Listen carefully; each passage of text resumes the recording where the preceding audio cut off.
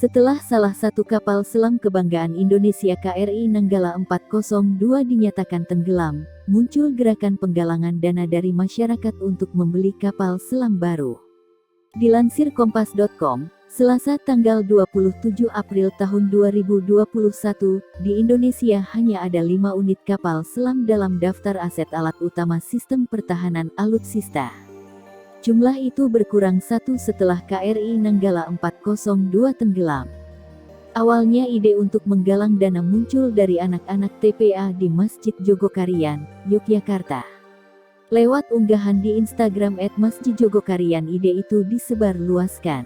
Kemudian menjadi semakin viral setelah ide itu diunggah Ustadz Abdul Somad lewat Instagramnya. Dalam satu hari saja, donasi yang terkumpul disebut-sebut sudah mencapai 300 juta rupiah. Tagar harga kapal selam bahkan menjadi salah satu trending topik di pencarian Google, Selasa tanggal 27 April tahun 2021. Bisakah masyarakat membeli kapal selam untuk pemerintah? Kepala Dinas Penerangan TNI Angkatan Laut Kadis Penal, Laksamana Pertama Julius Wijoyono mengapresiasi niat baik dari masyarakat untuk menggalang dana guna membeli kapal selam.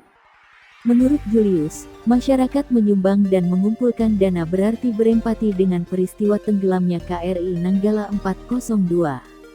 Kami bersyukur bahwa ternyata bangsa ini masih kuat empatinya, meskipun ada beberapa individu dan kelompok yang kering empatinya dengan indikasi gunakan momen ini untuk ambil keuntungan, katanya pada Kompas.com, Rabu, tanggal 28 April tahun 2021. Meskipun begitu, pihaknya menjelaskan, ada persyaratan dan prosedur untuk membeli alutsista, termasuk kapal selam.